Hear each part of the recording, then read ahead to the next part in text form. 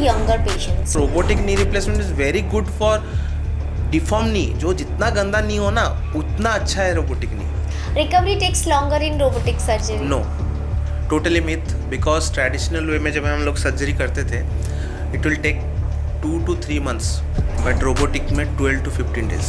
तो robots and robotic surgery में complicated malfunction बढ़ा देता है, कॉम्प्लिकेसी बढ़ा देता है. कॉम्प्लिकेशन तब भी बढ़ेगा ना जब आप नहीं ट्रेंड हो. Robotic surgery is a marketing gimmick. It's so expensive. Everyone can't afford it. Every hospital can afford a robot, but every patient can afford a robotic surgery.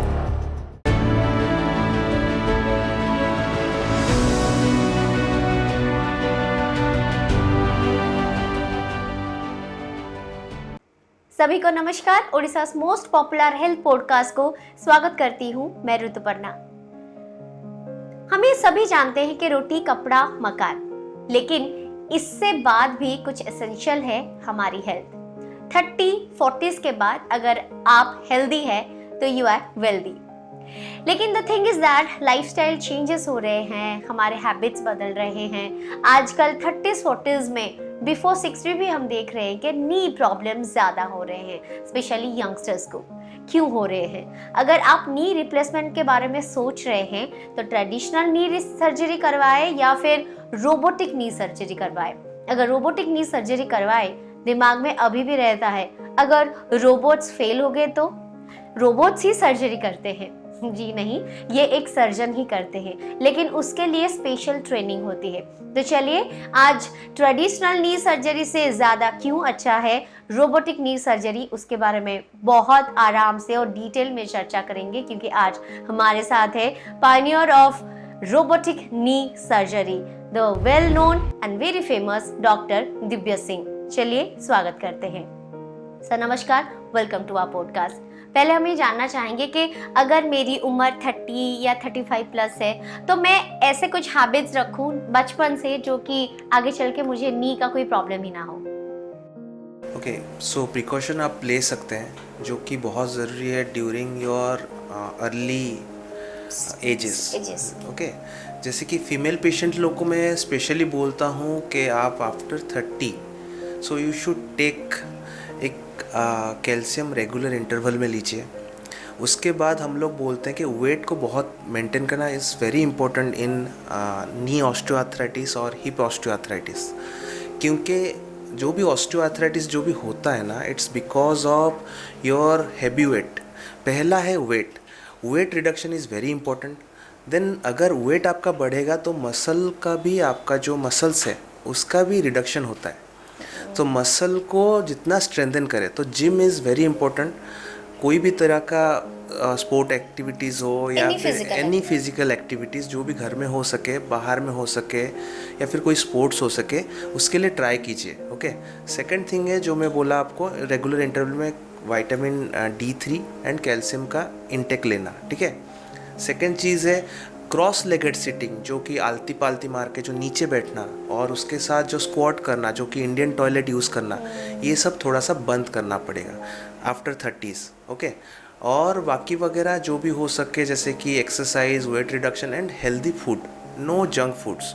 And अगर स्मोकिंग एंड जो alcohol intake है, smoking तो पूरा prohibited करना चाहिए, quit करना चाहिए. And अगर अल्कोहल भी कोई ले रहा है तो फिर it is not a regular interval, regularly लेना नहीं चाहिए. एक रेगुलर इंटरवल रखिए, ऐसा नहीं कि हर दिन आप कुछ ड्रिंक कर रहे हो. एंड जंक फूड्स और ज़्यादा तेल मसाला वाला खाना मत खाइए, तब जा कर के आपके घुटना क्या, anything in your body should be maintain. Okay, it's like long term investment. Yes. जैसे हम सब बात करते हैं कि बैक पेन अगर हो रहा है तो बहुत सारे रेस्ट्रिक्शंस होते हैं, लाइक आप सीधा स्ट्रेट बैठो या फिर प्रॉपर चेयर आपका होना चाहिए, बॉडी पोस्चर ऐसा होना चाहिए. तो हमको ऐसा कुछ मालूम नहीं है कि लाइक आपके नी के लिए ऐसा कुछ प्रॉपर पोस्चर होना चाहिए, लाइक शूज़ या फिर प्रॉपर पोस्चर्स होना चाहिए. सबसे मेन चीज़ है जो कि प्रॉपर पोस्चर्स तो नहीं, आजकल जितने भी लोग हैं जो भी आईटी सेक्टर्स में काम कर रहे हैं, या फिर जो लोग जैसे कि काम रहता है, जैसे कि आईटी सेक्टर्स हो या फिर जो भी काम रहता है आजकल, सेडेंट्री लाइफ, उसमें मेन प्रॉब्लम होता है वर्क एर्गोनॉमिक्स। जैसे कि जो भी क्या करते हैं ना, जो भी अपने जगह में काम कर रहे हैं, दे आर लाइक बैठे रहते हैं पूरा टाइम। जो डेस्कटॉप जॉब है, बैठे रहते हैं पहला चीज़। सेकेंड चीज़ है, उन लोग का ज़्यादा काम नहीं रहता, जिसके वजह से स्ट्रेस के वजह से उनको क्या होता है ना, मेनली वेट गेन करते हैं। And specially Indian people weight gain करने का कॉज क्या है, उनका बेली फैट्स ज़्यादा बढ़ता है, जिसकी वजह से उनको क्या होता है ना, जो वेट बढ़ने का भी तरीका है। आप इंडियन पेशेंट, जैसे कि आप अगर कोई फॉरेन पेशेंट्स को देखोगे ना, फॉरेन लोग को देखो ना, अगर वो ओबीस होंगे तो उनका चारों तरफ वो मोटे रहते हैं, मतलब थाइज भी मोटा रहेगा, हाथ भी मोटा रहेगा, सब कुछ रहेगा। Indian patient all equal. लेकिन इंडियन पेशेंट देखना, खाली बेली फैट्स ज़्यादा निकलता है, हाथ पतला होगा, पैर पतला होगा, लेकिन बेली फैट बहुत ज़्यादा होगा। उसके वजह से क्या होता है ना, जो आपका पोस्चर भी है वो गलत होना स्टार्ट हो जाता है, ठीक है। और सेडेंटरी लाइफस्टाइल विथ स्ट्रेस, जिस लेवल का स्ट्रेस आजकल काम में, जिस लेवल का स्ट्रेस इन लोग को आईटी सेक्टर्स में या फिर कोई भी सेडेंटरी जॉब में जिस तरह का स्ट्रेस रह रहा है, उस वजह से क्या होता है ना, ये सब प्रॉब्लम स्टार्ट होते हैं। नींद नहीं आना प्रॉपर, जैसे कि हाँ, फूड हैबिट, फीमेल्स पेशेंट्स में रेगुलर जो साइकिल्स का रेगुलर नहीं होना, ये सब बिकॉज ऑफ स्ट्रेस होता है, ठीक है। सो पहला चीज़ है ये वर्क एर्गोनॉमिक्स। जब भी आप काम कर रहे हो या फिर कुछ कर रहे हो तो ज़्यादा टाइम बैठे मत रहो। बीच बीच में आप अगर कोई ऑफिस वर्क कर रहे हो तो बीच बीच में एटलीस्ट आफ्टर 1 आवर ब्रेक लो, बीच में उठो, थोड़ा सा घूमो फिरो, 5-10 मिनट घूमो, फिर से आके बैठो, ओके। सेकंड चीज़ है, जो कि आजकल एसी एनवायरनमेंट में काम करते हैं, हम लोग का सब क्लोज एनवायरनमेंट में हम भी हॉस्पिटल में जो काम करते हैं ना, पूरा क्लोज एनवायरनमेंट है। आजकल का जितना गर्मी है तो आप एसी में रहते हो, धूप नहीं आता है, घर में भी वैसे ही रहता है लोगों का, धूप कहीं पे नहीं था। हाँ, सो सन एक्सपोजर बोला जाए तो 0। तो sun exposure is very important. तो आप अगर नहीं जा पा रहे हो, आपके घर में आपके वर्क एनवायरनमेंट में से सन एक्सपोजर नहीं है, तो try to go out for at least 5 to 10 minutes. थोड़ा सा टाइम जाओ, बाहर जाओ, morning walk, evening walk must, अगर कर सकते तो बहुत अच्छी बात है। एंड कोई भी स्पोर्ट्स एक्टिविटीज़ में अपने आप को रखोगे, काम रखोगे, तो फिर क्या होगा ना, आपका स्ट्रेस लेवल भी कम रहेगा। स्ट्रेस लेवल अगर कम रहेगा तो फिर ये ज़्यादा अच्छा है। सेकेंड है आपका जो है shoes is very important, okay. जो भी शूज़ खरीद रहे हो, that should be a good shoe, okay. ऐसा नहीं कि कोई गंदा शू पहन ले। एंड जो भी आप काम कर रहे हो, एंड स्पेशली क्या होता है ना, जो भी आईटी सेक्टर्स में रहते हैं या फिर कोई भी जो कि सेक्टर्स में रह रहे हैं ना, उनका प्रॉब्लम क्या था, एक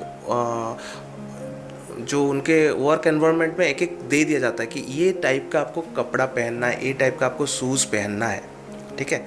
सो उसमें क्या होता है ना, they prefer to wear, specially girls और बॉयज़ को लेदर शूज़ पहनना पड़ता है, टाइट लेदर शूज़ पहनना पड़ता है। गर्ल्स को क्या करना, हाई हील्स पहनना पड़ता है। तो that is bad, okay. High heels sometime कभी कभार कभी पहन लिए, वो अलग बात है। तो हाई हील्स पहनने से क्या होता है ना, पीछे के जितने सारे हामस्ट्रिंग्स मसल्स होते हैं, जो काफ मसल्स होते हैं ना, वो हर वक्त स्ट्रेच में रहते हैं। जब वो स्ट्रेच में रहते हैं तो उसमें क्या होता है ना, प्रॉब्लम होता है, ठीक है। आपको नी के ऊपर भी प्रेशर आता है, हिप के ऊपर भी प्रेशर आता है, स्पाइन में भी प्रेशर आता है, ओके। सो हर वक्त हाई हील्स पहनने का ज़रूरत नहीं। देयर आर शूज़ जो कि आप ऑफिस में दिखाओगे तो वो लोग एग्री करेंगे ये पहनने के लिए। कभी कभार ऐसे लेदर शूज़ पहनो या फिर हाई हील्स पहनो, it's okay, but regular interval में, रेगुलर बेसिस में इसको मत किया करो। एक चीज़ होती है सर कि जैसे जो फैशन मॉडल इंडस्ट्री में रहते हैं, they bound to wear high heels, तो जो ऐसे रेगुलर वाइज पहनती हैं जो लेडीज़, उनके लिए कुछ टिप्स देना चाहेंगे कि नहीं, ये पहनने के बाद आप ये करना चाहिए? देखिए, हाई हील्स जो भी आप कोई सिने इंडस्ट्री में रहे या फिर मॉडलिंग इंडस्ट्री में रहे, ऐसा नहीं कि उनको पूरा दिन रैंप वॉक करना पड़ रहा है, पूरा दिन उनको एक्टिंग करना पड़ रहा है। जब कर रहे हो तब पहनो, जब नहीं कर रहे हो तब आप प्रॉपर शूज़ पहनो। और बहुत लोग का एक मिथ है कि लोग सोचते हैं कि आप ये पहनोगे, क्या बताओ, मेडिकेटेड शूज़ होता है। बहुत लोग आते हैं कि ऑर्थो मेडिकेटेड शूज़ बताइए हमको। ऐसा कुछ भी नहीं है। आप कोई प्रॉपर अच्छे कंपनी का शूज़ पहनोगे ना, वो लोग आपके फुट के हिसाब से बनाए हुए रहते हैं, ठीक है। तो ऐसा कुछ नहीं है। जब आप लोग का बहुत ख़राब हो जाता है तब आपको मेडिकेटेड शूज़ या फिर ऑर्थो रिलेटेड शूज़ पहनना पड़ता है। लेकिन अगर आप पहले दिन से ही अच्छा शू, डे टू डे लाइफ में एक अच्छा शू पहनोगे ना, देयर इज़ नथिंग टू, मतलब कुछ ऐसे डरने का बात नहीं है। सेकेंड चीज़ है, जो कि आजकल पेशेंट्स नहीं, लोग जो आजकल क्या हो गया ना, एक बिलो एंकल एक सॉक्स आ गया है। शूज़ के साथ socks is very important, any shoes. तो एक प्रॉपर जो कि नी से नीचे तक जो आपका जो सॉक्स आता है उस तरह का पहनना बहुत ज़रूरी है, ना कि वो नीचे में छोटा सा एक सॉक्स पहन लेते जो कि मतलब स्वेटिंग ना हो इसलिए पहन लेते हैं। That kind of shoes are not good. So proper shoes पहन रहे हैं तो प्रॉपर सॉक्स भी पहनिए। ओके, शूज़ के साथ बारे में बात किया, आपने बोला कि morning and evening walk is compulsory. तो ऐसा कुछ होता है कि वॉक के लिए स्पेशल शू होता है? अगर हम वॉक कर रहे हैं कोई पार्क में जाके, सरफेस कैसा होना चाहिए? Surface should be even. Okay, पूरा एक सपाट सरफेस होना चाहिए, प्लेन सरफेस होना है। हाँ, आप भी जब भी कोई गार्डन में जाओगे ना, उनका वॉकिंग पाथ होता है ना, तो वो तो सपाट ही होता है, तो उसमें चलना बहुत इंपॉर्टेंट है। सेकेंड चीज़ है, आपको जो शूज़ पहन रहे हो स्पोर्ट्स शूज़ पहन के, नॉट ए लेदर शूज़ पहन के या फिर चप्पल पहन के आप वॉक करने चले गए, या फिर सैंडल। हाँ, प्रॉपर शूज़ है, स्पोर्ट्स शूज़ है, उसको पहनिए with A socks and walk कीजिए, कुछ प्रॉब्लम नहीं। कुछ लोगों को मतलब ये होता है कि अगर नी पेन हो रहा है, डॉक्टर के पास जाएंगे तो फर्स्ट थिंग सर्जरी ही कहेंगे, तो इसलिए वो डर के मारे डॉक्टर के पास आते ही नहीं है। तो ऐसा फॉर्मूला कुछ है जो लाइक हम विदाउट सर्जरी नी को बहुत ही अच्छा रख सके? नी को अच्छा रखने का एक ही चीज़ है, हर वक्त अभी जो नी को अच्छा रखना चाहते हैं, पहला चीज़ है, जो लोग अभी 60-70s में, वो तो गया। अभी मैं ये इन लोगों को बोलना चाहता हूँ जो अपने अर्ली 30s में है, अगर वो अभी से मानेंगे ना, they will not face the problem. Okay, so पहला चीज़ है जो मैं बोला, मेल हो फीमेल हो, आउटडोर वर्क में जाइए, स्पोर्ट्स एक्टिविटीज़ में खुद को इन्वॉल्व कीजिए, any kind of sports activities, gym हो, बैडमिंटन खेलना हो, टेनिस खेलना हो, क्रिकेट खेलना हो, कुछ भी एक आउटडोर एक्टिविटीज़ में अपने आप को इन्वॉल्व रखिए। सेकंड चीज़ है जो शूज़ बोला, शूज़ अच्छा वाला पहनिए। वर्क एर्गोनॉमिक्स बहुत अच्छा है, बहुत मानना ज़रूरी है कि आप जो जहाँ पर भी काम कर रहे हो वहाँ पर एक वर्क एर्गोनॉमिक्स होना चाहिए, एक इंटरवल होना चाहिए कि नहीं है आप बैठे हो तो 8 आवर्स पूरा बैठ के कुछ काम कर रहे हो, बीच बीच में अपने आप को उठाओ, जाओ, काम में लगो, कुछ करो 5 मिनट के लिए। सेकंड, उसके बाद और एक चीज़ है जो कि मैं बोला, रेगुलर इंटरवल में कुछ सप्लीमेंट से लेना, जैसे कैल्शियम ऑल्सो है सप्लीमेंट, विटामिन D3 ऑल्सो है सप्लीमेंट। उसके लिए कुछ ब्लड टेस्ट करना पड़ेगा? कुछ ब्लड टेस्ट नहीं, अगर सब कुछ अगर प्रॉपर वे में ले रहे हो, क्यों ब्लड टेस्ट करोगे? ब्लड टेस्ट करने का ज़रूरत नहीं है। अगर आपको कुछ फील हो रहा है कि आपको कुछ प्रॉब्लम हो रहा है, तब आप ब्लड टेस्ट, रेगुलर इंटरवल में आप एक लो, यू कैन टेक इट। हाँ, and sun exposure is very important. And बाकी वगैरह जैसे कि जंक फूड से अवॉइड करो, स्मोकिंग, अल्कोहल, वो सब अवॉइड करने से ज़्यादा वी आर अच्छा। Talking about weight loss. तो पहले अगर वेट ज़्यादा होता है तो वो नी के ऊपर असर आता है। अगर ऑलरेडी वेट है तो उसमें बहुत सारे लोग बोलते हैं कि जब मैं एक्सरसाइज करता हूँ तो मुझे नी पेन ज़्यादा होता है, तो उस टाइम में आप क्या एक्सरसाइज रिकमेंड करेंगे? देखिए, पहला चीज़ है, कभी भी आप एक्सरसाइज करो या फिर कभी भी आप कुछ भी एक्सरसाइज करो, जब भी वेट लॉस करो ना, 70% to 80% actually diet, 20% is only exercise. आप एक 120 kgs के आदमी हो या फिर लड़की हो, एंड आप क्या कर रहे हो, कुछ एक्सरसाइज नहीं किए हो, and you suddenly go to a gym and start Zumba और स्टार्ट एरोबिक्स, कुछ भी करना स्टार्ट कर दिए, ट्रेडमिल में भागने लगे। हाँ, ट्रेडमिल में भागने लग गए, तो फिर क्या होता है ना, आप नी हो, हिप हो या फिर एंकल हो, ये सब वेट बेयरिंग जॉइंट्स है, उसके ऊपर आप स्ट्रेन दे रहे हो, क्योंकि आपका 120 kgs का वेट आपके ऊपर गिर रहा है। एंड ये जुम्बा हो या फिर एरोबिक्स हो या फिर रनिंग हो, उसमें क्या होता है, 120 kgs एक बार में नहीं, जब आप जंप करते हो या फिर कुछ करते हो ना, उसका 2 times स्ट्रेस आता है। मतलब 120 kg का हो ना, तो 240 kgs का वेट आ रहा है आपके एक नी में, एक एंकल में, एक हिप में। ओके, सो आप क्या करो, पहले वेट रिडक्शन करो विथ ए प्रॉपर डाइट।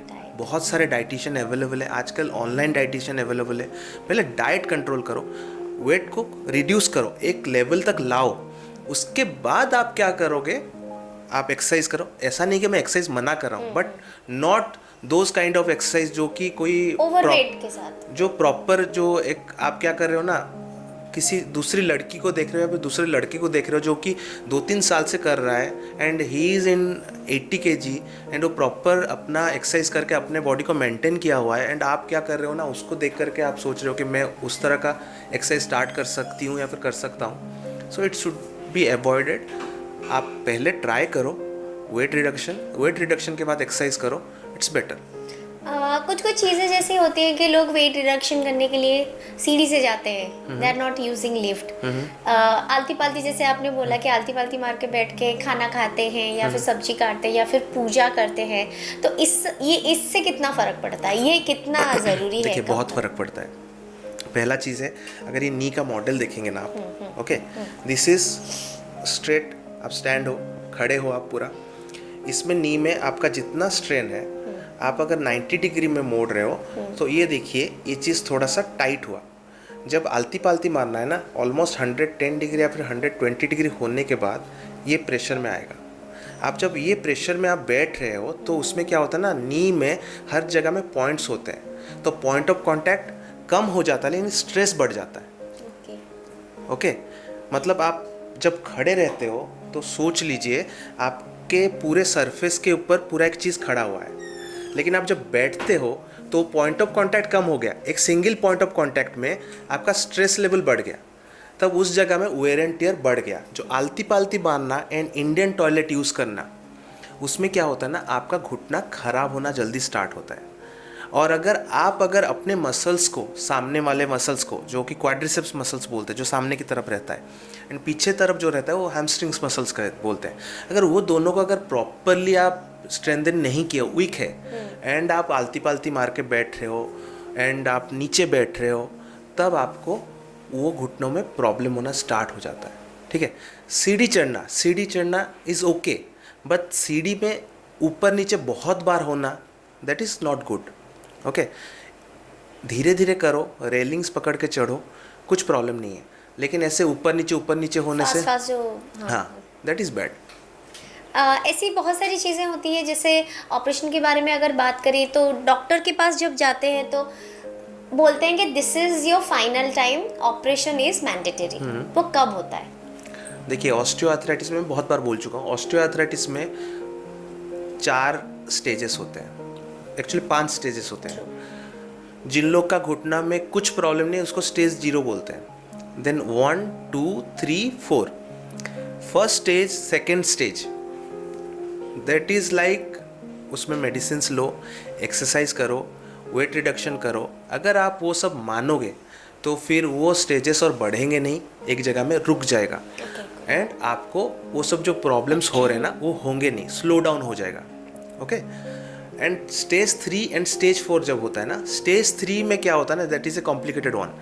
उसमें क्या होता है ना, सोचना पड़ता है. जैसे कि स्टेज 3 में क्या है, अगर आपका घुटना स्टेज 3 एंड स्टेज 4 के आसपास में है तो हमको सोचना पड़ता है कि उसमें नी रिप्लेसमेंट करें, या फिर आपका कुछ नी में अलाइनमेंट का इशू है, वो अलाइनमेंट के इशू को हम लोग थोड़ा सा सीधा कर देंगे तो वो आपका वेयर एंड टियर, आपका घुटना खराब होना रुक जाएगा.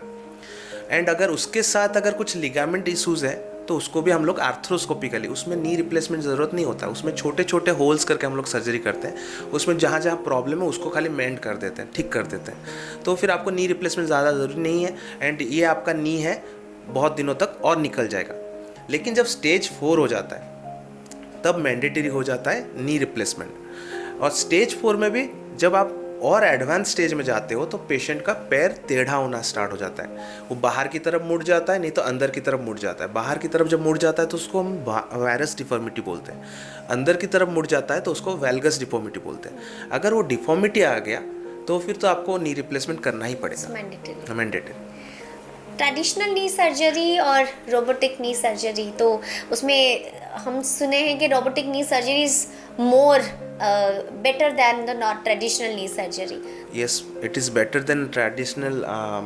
ट्रेडिशनल से बहुत बेटर है, क्योंकि देखिए आप जब नी रिप्लेसमेंट करते हो ना, that knee replacement should be 100% correct. Okay, for example अगर मैं बताऊँ आपको, जब नी रिप्लेसमेंट होता है ना, दिस इज ए नी जो रिप्लेस होने के बाद ऐसे दिखता है। ओके, नी रिप्लेसमेंट ऐसे होने के बाद दिखता है। और आप जब देखोगे ना, देयर आर कंपोनेंट्स, ये आप देखोगे, this is A femoral component, मतलब जो थाई का हड्डी है ना उसके ऊपर ऐसे लग जाता है ये, एंड उसके नीचे जो टिबिया, जो आपका पैर का हड्डी है, उसके ऊपर ये चीज़ लग जाता है, ठीक है। और इसको बोलते हैं पॉली। पॉली मतलब this is a high quality cross linked polyethylene. Okay, एक मटेरियल होता है, एंड ये होता है एलॉय। ओके, सो जब नी रिप्लेसमेंट करते हैं ना, तो हम लोग क्या करते हैं, इस तरह के कट्स होगा, ये देख पा रहे हो, इतना इतना इतना इतना कट्स हो रहा है। ये कट्स होने के बाद ये चीज़ जा करके उसके ऊपर आराम से बैठ जाता है। वैसे ही इस तरह का कट्स होगा, उसके ऊपर हम लोग ऐसे बिठाएंगे, तब जा करके ये नी रिप्लेसमेंट कंप्लीट होता है। तो सोच लीजिए, this is a normal knee, and normal knee में ये इस तरह का है।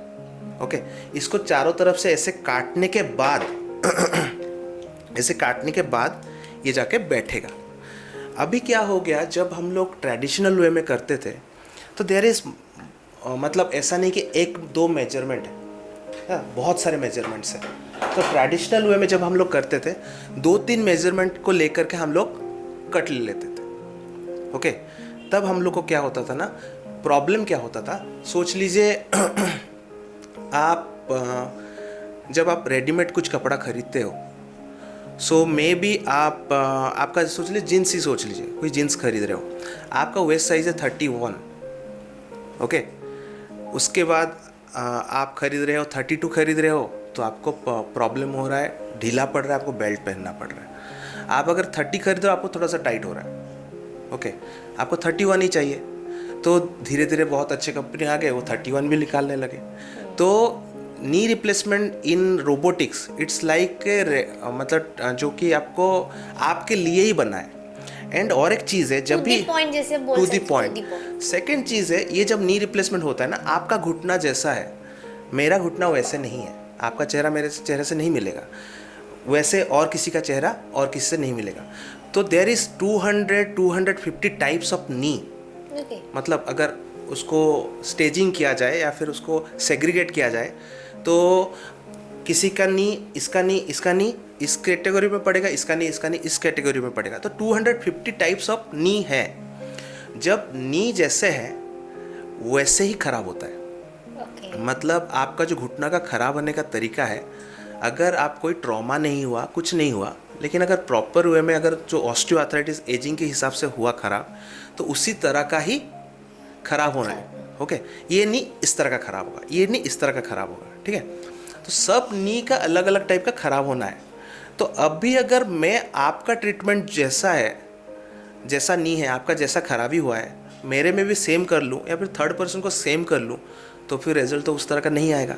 May be you will be happy, but that second person will not happy. So क्या होता है, इसीलिए जो नी रिप्लेसमेंट में पहले होता था कि पेशेंट्स, कुछ लोग बहुत खुश रहते थे, कुछ लोग बहुत इरिटेटेड रहते हैं, मेरे तो हुआ ही नहीं, अच्छा, वो ऐसा सही नहीं हुआ। तो उस चक्कर में क्या होता है ना, ये रोबोटिक आने के बाद ये प्रिसीजन बढ़ गया है।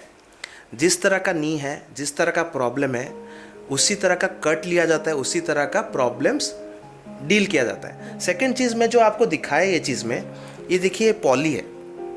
नी रिप्लेसमेंट का फेलियर का मेन चीज़ क्या होता है ना, एक है पॉली का वेयर, जो कि पॉली ये जो चीज़ होता है ना, ये खराब हो जाता है। सेकेंड जो मतलब फेलियर जो बोलते हैं हम लोग, नी रिप्लेसमेंट फेलियर, और परफेक्ट नहीं हुआ, परफेक्ट नहीं हुआ। सेकेंड और एक चीज़ जो फेलियर बोलते हैं, उसको बोलते हैं कि आपका ये घुटनों के नीचे, ये हड्डी के नीचे कुछ ऑस्टियोपोरोसिस, जैसे कि आपका मतलब हड्डी खराब हो गया, ठीक है। देखिए, जब हड्डी जब खराब हो गया, तब हम लोग कुछ मेडिसिन देकर उसको ठीक कर सकते हैं। लेकिन अगर ये कट ही गलत हो गया, तो फिर ये पॉली खराब हो जाएगा। तो रोबोटिक में हम लोग वो प्रिसीजन बहुत ज़रूरी है, वो बहुत ज़रूरी है कि वो उस तरह का प्रिसीजन लाया जाए। तो 100% जो होता है ना, जो ह्यूमन एरर होता है, जो जितना भी अच्छा सर्जन, आई बॉलिंग एंड ये सब में जितना भी हो जाए, जितना अच्छा सर्जन हो जाए, 2 to 3% एरर रह ही जाता है। तो वो 2 to 3% एरर लॉन्ग टर्म में बहुत प्रॉब्लम करता है। तो अगर सोचा जाए शॉर्ट टर्म लॉन्ग टर्म के हिसाब से आफ्टर नी रिप्लेसमेंट, तो शॉर्ट टर्म में कैसे हुआ, जैसे कि पहला चीज़ है नी रिप्लेसमेंट अगर आप रोबोटिक वे में कर रहे हो तो पहला चीज़ है ब्लड लॉस बहुत कम हुआ, ज़्यादा काटाकुटी नहीं करते हम लोग, पूरी छोटा इंसिजन लिया जाता है एंड आपका जो नी जो काटा जाएगा जो भी किया जाएगा उसका एक 3D मॉडल मैपिंग बोलते हैं उसको, 3D मैपिंग बोलते हैं उसको, हम लोग क्या करते हैं पूरी उस जो रोबोट में डाल देते हैं। तो this is a specialize computer जिसमें हम लोग क्या करते हैं, देखते हैं कि क्या क्या प्रॉब्लम्स है आपके नी में, ये इस तरह का डिफॉर्मिटी है एंड ये डिफॉर्मिटी को कैसे करेक्ट करना होता है। हम लोग उसको काइंड ऑफ घर बनाने पहले हम प्लानिंग, हाँ प्लानिंग वो चेकअप कर, पहले क्या करते थे नी रिप्लेसमेंट जो करते ट्रेडिशनल में वो उधर ही प्लान होता था, अभी उधर प्लान हो गया। प्लान होने के बाद then will come to your knee and will do the surgery. तो उसमें क्या होता है ना, सॉफ्ट टिश्यू हैंडलिंग, मतलब जो आपके घुटनों के अंदर जो भी मसल्स है जो भी लिगामेंट्स है उसके साथ हम लोग ज़्यादा खिलवाड़ नहीं करते। तो जितना छेड़छाड़ कम रहेगा पेन भी कम रहेगा, जितना छेड़छाड़ कम रहेगा इन्फेक्शन कम रहेगा, जितना छेड़छाड़ कम रहेगा ब्लड लॉस भी कम रहेगा, जितना ब्लड लॉस और ये सब चीज़ें कम रहेगा आपका नी सर्जरी उतना सिंपल वे में हो गया। सिंपल वे में हो गया तो आप क्या करोगे ना, ऑपरेशन के बाद सीधा अपने रूम को आओगे या फिर जो कैबिन लिए हो उस कैबिन में आओगे, नॉट टू द आईसीयू। तो आईसीयू नहीं गए तो आप एक अच्छा चीज़ देखें। सेकंड चीज़ है अगर ये सब बेटर वे में हुआ तो आपको सेकेंड डे हम चला पाएंगे, आपको रिहैब प्रोटोकॉल फिजियोथेरेपी बहुत अच्छे से होगा, आप अच्छे से चल फिर पाओगे एंड आप जल्दी ठीक हो गए। नी का हिप का स्वेलिंग जो है वो कम रहेगा एंड आपका लॉन्ग टर्म है, अगर ये शॉर्ट टर्म सब कुछ है तो रिहैब भी जो है पूरा अच्छे से किए हैं तो रिहैब भी बहुत जल्दी होगा। जो 3 मंथ्स 4 मंथ्स जो फिजियोथेरेपी करना पड़ रहा था that will come up to 12 days और 15 डेज। सीढ़ी चढ़ना बहुत जल्दी हो जाता है, आप डेली एक्टिविटीज़ में जल्दी चले जाते हो एंड लॉन्ग टर्म में देखा जाए तो ये वेयर एंड टियर एंड ये जो खराब होना वो भी कम हो गया। कम मतलब नलीफाई हो गया, जीरो नील। तो बहुत सारे बेनिफिट्स है जो कि ट्रेडिशनल वे में नहीं था। सर जैसे अभी हमने बात की रोबोटिक नी सर्जरी, तो एक्यूरेसी कितना सही आता है एंड रिकवरी के लिए एक्चुअली कितना टाइम लगता है? आप देखोगे तो समझ में आएगा। So this is your knee, ये आपका नी है और ये नी में क्या हुआ है ना, आपका खराबी हो गया है, ठीक है। This is normal knee, okay. ये खराबी हो गया और आपका नी ऐसे टेढ़ा हो गया, ओके। ये टेढ़ा हो गया तो ये टेढ़ा जब हुआ दिस इज लाइक आप सोच लो मैं अभी ये देख रहा हूँ, so I will be like 10 degree of left और राइट समथिंग। हाँ 10 डिग्री ऑफ, मतलब ज़्यादा टेक्निकल नहीं जाता, 10 डिग्री में टेढ़ा हो गया, ओके। और 10 डिग्री में टेढ़ा हो गया और 10 डिग्री में टेढ़ा होने के बाद इस जगह में जो बोन लॉस है जो घिस जाता है वो बोन लॉस सोच लीजिए 5 mm का बोन लॉस हो गया। अभी मैं ये देख के बोल रहा हूँ, ट्रेडिशनल वे में सोच लीजिए मैं ये देख लेता 10 डिग्री का टेढ़ा है, 5 mm का छोटा बड़ा है। सो मैं क्या किया, उसका सर्जरी उसी हिसाब से 10 डिग्री 5 डिग्री कट बना लिया। Accuracy, this is the accuracy of A I bowling. अभी मैं ट्रेडिशनल अभी मैं रोबोटिक में कर रहा हूँ। अभी ये मैं देखा, अभी जब मैं रोबोट में डाला इसको ये चीज़ निकला कि 11.5 एंड जो 5 mm बोल रहा हूँ वो निकला 6.5 mm का bone loss. So almost 1.5 degree का इधर एरर था और इधर 1.5 mm का बोन लॉस ज़्यादा था। ये आई बॉलिंग में कर रहा था, लेकिन जब मैं रोबोट में डाला ये चीज़ पूरा परफेक्ट आया। अभी जब ये परफेक्ट आया तब मेरा रिजल्ट भी परफेक्ट आएगा। सो लोग क्या करते हैं ना, सोचते हैं कि robotic and traditional is equally correct, but जैसे कि होता है ना, आप अगर 2.3 plus 2.3 is equal to 4.6, okay. But अगर आप वही चीज़ को डाल दोगे कैलकुलेटर में 2.39 एंड 2.39 तब वो 2.6 नहीं रहेगा, वो जाके पड़ेगा 2.7 में। सो वो छोटे छोटे एरर में ना मैटर्स अ लॉट लॉन्जिविटी में। मैं भी सर्जरी के टाइम में जैसे मैं शॉर्ट टर्म बोला, शॉर्ट टर्म में तो बहुत ये है, लेकिन लॉन्ग टर्म में आप देखोगे इसी चक्कर में उसका लॉन्जिविटी कम हो जाता है। लॉन्जिविटी जब कम हो जाता है रीसर्जरी बढ़ जाता है। रीसर्जरी मतलब रिवीजन। जो कि नी रिप्लेसमेंट रोबोटिक वे में करोगे तो रिवीजन नहीं चाहिए। आप जब भी सर्जरी करते हो आप क्या चाहोगे कि सबसे बेस्ट हो जाए, आपको एक बार नी रिप्लेसमेंट हो जाए, आप अपना लाइफ निकाल लो, दोबारा एक बार और नॉटिंग ना हो आपके साथ। ये रिवीजन अगर 2-3 साल के बाद फिर से करना पड़े तो फिर तो आपको प्रॉब्लम है ना।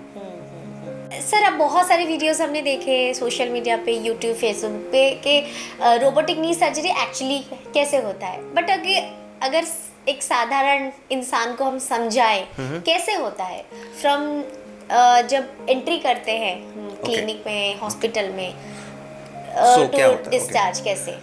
पहला चीज़ है, जब भी हम लोग के पास कोई भी पेशेंट आता है, कोई भी पेशेंट आए, सोच लीजिए आप अपने मदर को लेके आए एंड वो आने के बाद पहुँचे पहले चीज़, तो हम लोग ऐसे नहीं कि आज आ गए और आपका आज ही डिसाइड कर ले कल करना है। तो हम लोग क्या करते हैं, पहले बुलाते हैं एंड मे बी आपके मॉम को ब्लड प्रेशर का प्रॉब्लम हो, मे बी आपके मॉम को डायबिटीज़ का प्रॉब्लम हो, शुगर का मतलब और कुछ एंडोक्राइन प्रॉब्लम हो, थायराइड का प्रॉब्लम हो, तो पहले वो सब चेकअप होता है। कभी कभी क्या होता है ना, पेशेंट 60 ईयर्स तक चल रहे हैं, कभी कभी चेकअप नहीं होता एंड वो क्या होता है, अनडायग्नोस्ड डायबिटिक होते हैं, कभी चेकअप नहीं किए आज तक, तो सडनली देखते हैं तो सडनली देखे 400 शुगर है, तो सेकंड डे तो सर्जरी नहीं कर सकते। तो हम लोग इसमें क्या बोलते हैं ना, इसको बोलते हैं ऑप्टिमाइजेशन।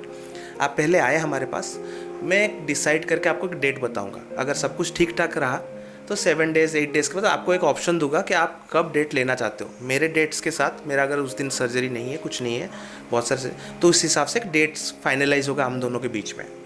उसके बाद आप जिस दिन बोला जाएगा, अगर सोच लो आप डिसाइड किए कि 10th ऑफ जून में कर रहे हो, तो I will ask you to come on 9th of June 12 PM के बाद, क्योंकि आपका एडमिशन जो भी हॉस्पिटल में होता है 12 के बाद ही होता है। जैसे होटल में चेक इन चेकआउट होता है ना, उस तरह चेक इन टाइम होता है 12 के बाद। आप आ गए, आपको आने के बाद आपका जो भी उस दिन से पहले जो भी चेकअप था वो सब कुछ किया गया, जैसे कि ब्लड शुगर किया गया, हार्ट का चेकअप किया गया, सब कुछ चेक किया गया and everything is okay. Already हम लोग ऑप्टिमाइज़ किए हुए हैं। अगर आपको शुगर है तो ऑलरेडी आपको दूसरे डॉक्टर के साथ करके 7-8 दिन आपको ऑप्टिमाइज कंट्रोल किए हैं। फिर भी उस दिन हम लोग सब चेकअप करेंगे। ये सब हो गया, then we will ask you to admit. आप आके रात को एडमिशन हो जाना, आराम से सोना। उस वक्त हम लोग, अगर कभी कभी कोई पेशेंट क्या था, एंग्जाइटी लेवल बहुत ज़्यादा रहता है, कल ऑपरेशन है, क्या होगा, डर जाते हैं, तो हम लोग क्या बोलते हैं, कुछ स्लीपिंग पिल देते हैं, टेंशन मत लीजिए। अगर ब्लड प्रेशर हाई हो गया तो ब्लड प्रेशर लो करने के लिए कुछ मेडिसिन देते हैं एंड हम लोग बोलते हैं कि नॉर्मल छोटा मोटा हल्का फुल्का खाना रात के 12 बजे के बाद और नहीं खाना है। जब भी हम नी रिप्लेसमेंट करते हैं या एनी काइंड ऑफ रिप्लेसमेंट जब भी करते हैं, हम लोग स्टार्ट करते हैं in the early morning. Early morning क्यों? क्योंकि हम लोग जो सर्जरी जिस ओटी में करते हैं ना, that will be used first case, मतलब उसमें और कोई केस ना हुआ हो। स्पेशली तो हम लोग जहाँ पर ओटी करते हैं हमारे हॉस्पिटल में, उसमें नी रिप्लेसमेंट के अलावा और कुछ होता नहीं है, नी रिप्लेसमेंट हिप रिप्लेसमेंट वाला। फिर भी हम लोग ट्राई करते हैं फर्स्ट केस करने के लिए, ठीक है। तो फर्स्ट केस हुआ तो आप सोच लो, सुबह आप उठे, आपको हमारे जो नर्सेस हैं जो कि प्री मेडिकेशंस, आपको जो एंटीबायोटिक ड्यूरिंग सर्जरी से पहले एंटीबायोटिक, आपको एक फ्लूइड चला दिया जाएगा एंड आपको एक PPI बोलते हैं जो कि आपको एसिडिटी ना करे क्योंकि आप एंटीबायोटिक लिए हुए हो, ठीक है। सो वो सब आपको चला देते हैं, आपको रेडी कर दिया गया। 8 बजे, अगर 8:30 को हम लोग स्टार्ट करते हैं तो 8 बजे के करीबन आपको OT में शिफ्ट किया जाता है। तो OT में जब शिफ्ट किया जाता है, कि प्री ऑप एरिया रहता है, प्री ऑप मतलब प्री ऑपरेशन एरिया। उधर जाने के बाद हमारे जो एनेस्थेसिस्ट होते हैं जो कि आपको एनेस्थेसिया देंगे, ठीक है, वो आके पहले चेकअप करते हैं कि आप ठीक ठाक हो, पूछा पूछी करते हैं कि आप ठीक हो क्या नहीं हो, वो सब ब्लड पैरामीटर्स जो भी हुआ है, आपका चेकअप हुआ है, सब देखेंगे। देखने के बाद हम लोग क्या करते हैं, आपको शिफ्ट करते हैं इनसाइड द ओटी के अंदर के। ये सब जो सर्जरी होता है ना, जो भी लोअर लिम्ब का सर्जरी, जो भी नी रिप्लेसमेंट होता है, उसमें आपको स्पाइनल एनेस्थेसिया दिया जाता है, कमर में का एनेस्थेसिया दिया जाता है। आपको पूरा सोना नहीं होता है, यू आर अवेक, बट आपका नीचे का पैर सुन करवा दिया जाएगा, ठीक है। एनेस्थेसिया करवा दिया गया। एनेस्थेसिया करने के बाद हम लोग कुछ ब्लॉक्स देते हैं जो कि आपको पोस्ट ऑफ पेन आपको कम हो जाए, क्योंकि एनेस्थेसिया का इफेक्ट 3-4 घंटे के बाद निकल जाने वाला है। लेकिन जो ब्लॉक रहेगा वो आपको 48 आवर्स तक आराम देगा, तो वो एनेस्थेसिस देते हैं। देने के बाद हम लोग क्या करते हैं, हमारे जो टीम उसके बाद आपका साफ़ सफाई करना स्टार्ट करेंगे, क्योंकि नी रिप्लेसमेंट एक इम्पोर्टेंट चीज़ है ये सब चीज़ मैटर बहुत करता है। नी रिप्लेसमेंट जितना इंपॉर्टेंट है, ये सब साफ़ सफाई बहुत इंपॉर्टेंट है। तो हाइजीन मतलब आपका पैर को एक स्क्रब होता है, बिटाडिन स्क्रब होता है, उसमें साफ़ सफाई होता है, उसको पूरा पोंछा जाता है, उसमें बहुत सारा क्लोरहेक्सिडिन लगा के उसको क्लियर आउट किया जाता है। वो सब हमारे नर्सेस एंड जो टीम है जो कि बहुत दिनों से करे आ रहे हैं, वो सब करते हैं। ये सब चीज़ करने के बाद ये आपको उसका ड्रेपिंग किया जाता है। ड्रेपिंग मतलब आपको वो सब कपड़ा पहना दिया जाता है जिसमें आपका सर्जरी होगा। वो स्टेराइल होता है, मतलब उसको हम लोग ग्लव्स पहन के स्टेराइल वे में आपको पहना दिया गया, सब कुछ सजा दिया गया आपको। उसके बाद आपका क्या है ना, जो रोबोट है उसको लाके फिक्स किया जाएगा। फिक्स करने के बाद, इतना सब कुछ होने के बाद देन सर्जन का एंट्री होता है। सर्जन उसके बाद आया। सर्जन आने के बाद आपका जैसे कि सर्जरी स्टार्ट हुआ। सर्जरी स्टार्ट होने के बाद देन हम लोग क्या करते हैं, सर्जरी एक बार आपका ऑपरेशन स्टार्ट होने के बाद, इंसिजन देने के बाद आपका पूरी बहुत सारे एरेज होते हैं। This are like good quality of pens, digital pens सोच लो।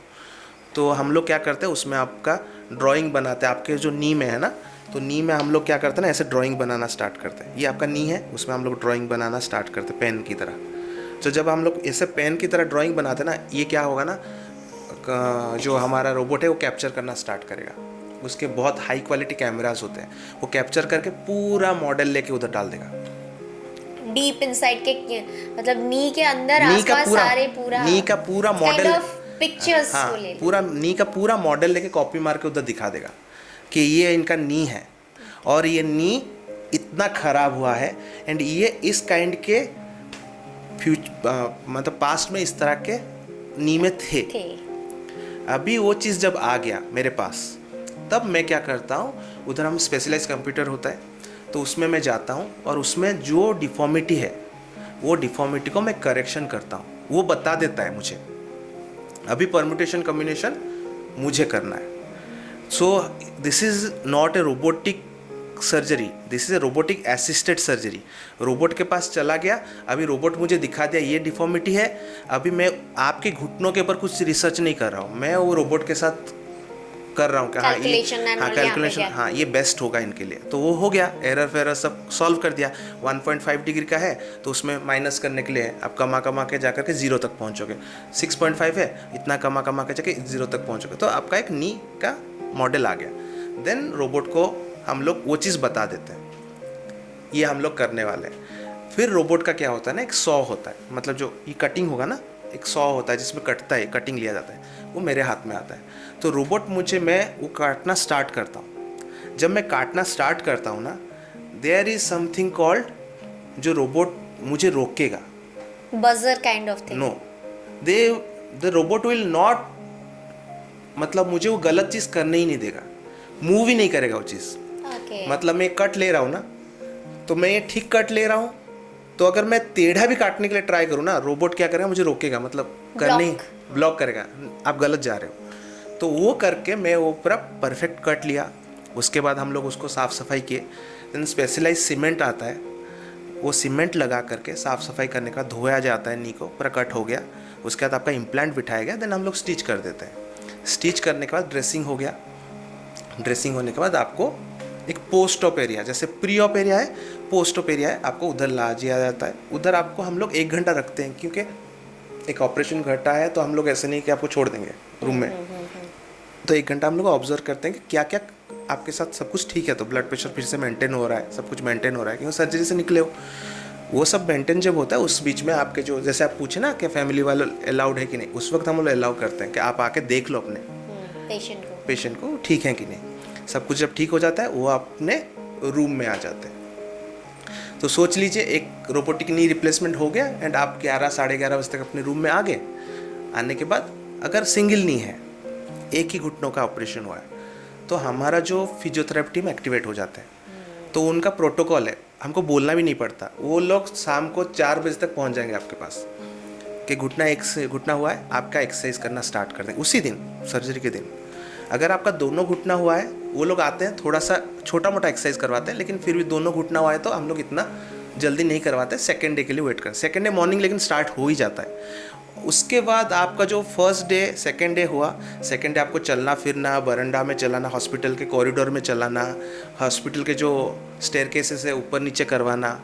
देन हमारे हॉस्पिटल का जो आपका टॉयलेट है, हम लोग उसमें जा कर के आप कैसे बैठ सकते हो, कॉमोड में कैसे जाके बैठ सकते हो, कैसे आपका डेली रूटीन वर्क कर सकते हो, वो सब सिखाते हैं। सोच लीजिए ये अगर आप मंडे को एडमिशन हुए हो, ट्यूसडे को आपका ऑपरेशन हुआ है, वेडनेसडे इवनिंग तक अगर सिंगल नी है तो हम लोग छोड़ने के लिए प्लान आउट करते हैं। अगर पेशेंट बोलते हैं नहीं हमको एक दिन रुकना है तो हम लोग अलाउ करते हैं, क्योंकि पेशेंट के ऊपर डिपेंड करता है। अगर डबल नी है, दोनों नी हुआ है, तो वो चीज़ हम लोग वेडनेसडे रोकते हैं, थर्सडे इवनिंग तक हम लोग छोड़ने के लिए ट्राई करते हैं। ये सब होने के बाद आप घर पहुंच गए, हम लोग आपको बता देंगे ये मेडिसिन है, ये सब खाओ, ये सब नहीं खाओ, ये सब मानना पड़ेगा।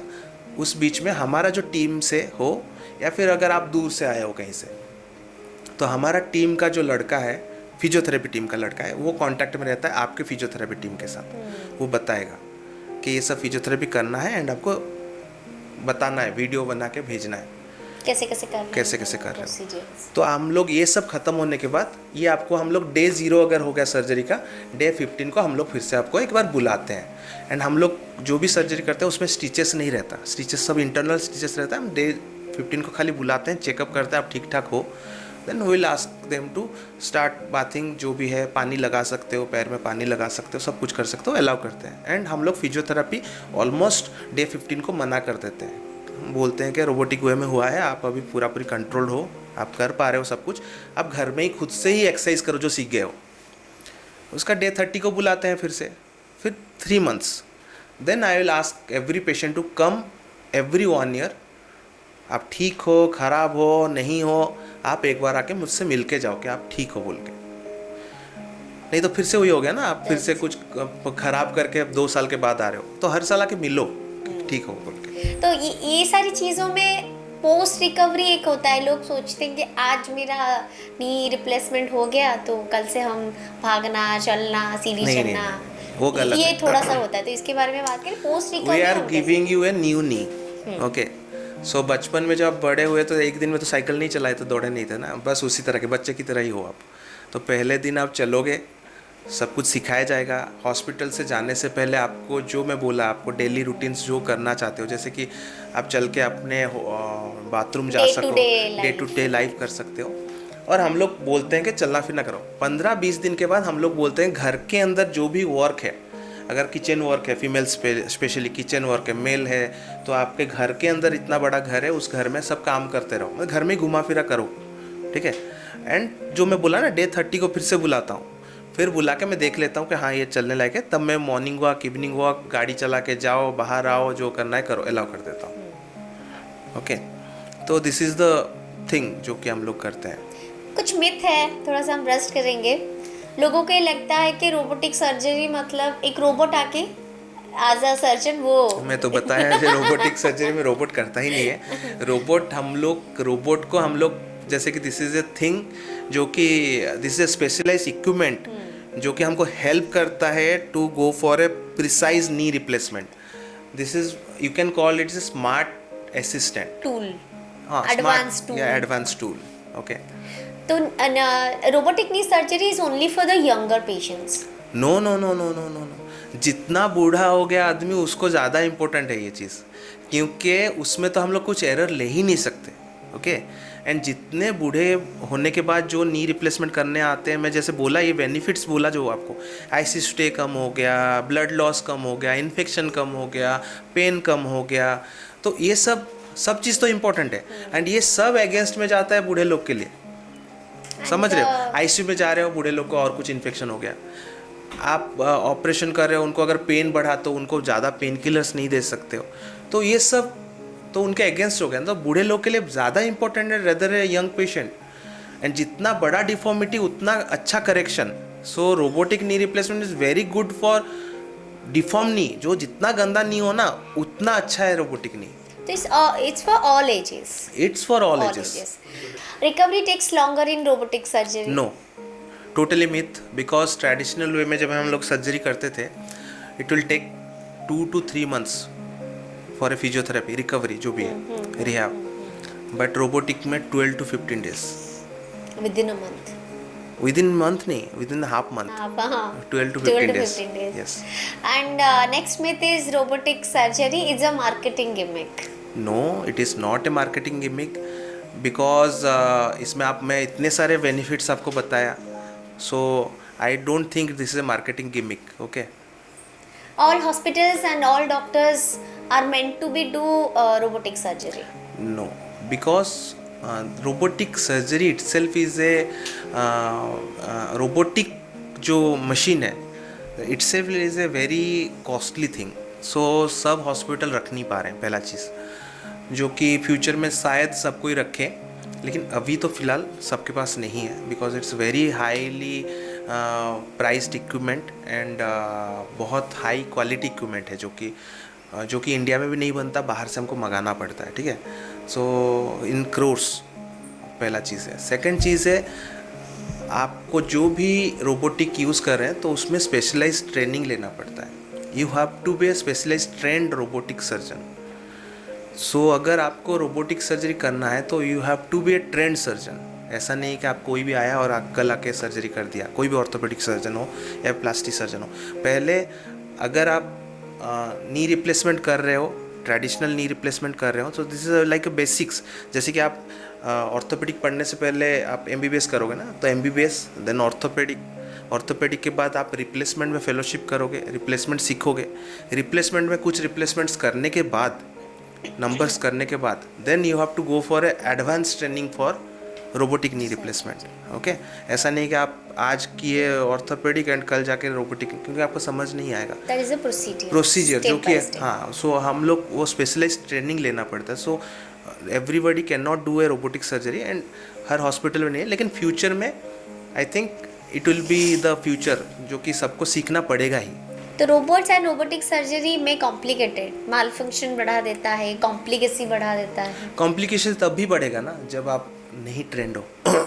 तो हॉस्पिटल्स पहले तो चेक करते हैं कि आप उस तरह के डॉक्टर हो कि नहीं, क्योंकि आप उनके रोबोट यूज़ कर रहे हो. That is highly price thing, तो वो लोग ऐसे सबको अलाउ नहीं करते, पहला चीज़. ठीक है, और सेकंड चीज़ है जो कि अगर आप गलत कर रहे हो तो फिर आप रोबोट चलाना नहीं जानते हो. So this is totally myth कि आप रोबोट में ख़राब करोगे. रोबोट में सब हर वक्त अच्छा ही होता है. And every hospital is no how to pick their surgeons. It's so expensive and everyone can't afford it. Every hospital can afford a robot, but every patient can afford a robotic surgery. Okay. Because it is not highly priced, because जितना surgery का price है उससे ज़्यादा maximum से maximum 5% इन और 2 to 5% आपका जो charges बढ़ जाएंगे. सेकेंड चीज़ है, आपको 2 to 5% इधर से बढ़ रहा है तो आप सोचो ओवरऑल आपका फिजियोथेरेपी, आपका सर्जरी, आपका ICU स्टे, आपका रिकवरी टाइम, आपका जो बाकी मेडिकेशंस, वो सब घट जा रहा है. तो ओवरऑल देखा जाए तो ये ज़्यादा अच्छा है, ज़्यादा सस्ता है. नॉट लॉन्ग टर्म, इससे सस्ता. आप विदिन 15 डेज ही समझ जाओगे ना. क्योंकि आप 15 डेज में ही आप ठीक हो गए, समझ रहे. Thank you so much doctor Divya. I think minutely detailed आज हम बात किए हैं रोबोटिक सर्जरी के बारे में. आई थिंक जिनको डर लग रहा होगा या फिर जो सोच रहे होंगे इज़ इट सेफ और नॉट, तो आज पूरी तरह से हमने बात की. तो आई होप कि अगर आप सोच रहे हैं रोबोटिक सर्जरी करवाने का, नी रिप्लेसमेंट करवाने का, तो I think this is your best answer. Thank you so much for your valuable time and your advice. Thank you so much. तो देखा चीज़ों को आसान कैसे करते हैं हम, ताकि हम बात कर सके. तो डरिए मत, कुछ भी कॉम्प्लिकेशंस हो आप खुद से डॉक्टर ना बने, डॉक्टर के साथ पहले कंसल्ट करें. And robotic knee surgery is future, तो इसका फ़ायदा ज़रूर उठाएं. और अगर आप चाहते हैं हेल्थ रिलेटेड वीडियो और हम ऐसे बनाएं तो प्लीज़ कमेंट में हमको बताएं कि हम किसके ऊपर ज़्यादा वीडियो करें. लाइक शेयर कमेंट ज़रूर करें एवं बेल आइकन दबाना बिल्कुल ना भूलें, ताकि हेल्थ रिलेटेड वीडियोज़ को आप यूँ ही देख पाए. Thank you so much for your valuable time for watching this video. Take care of yourself. खुश रहिए, healthy रहिए. नमस्कार.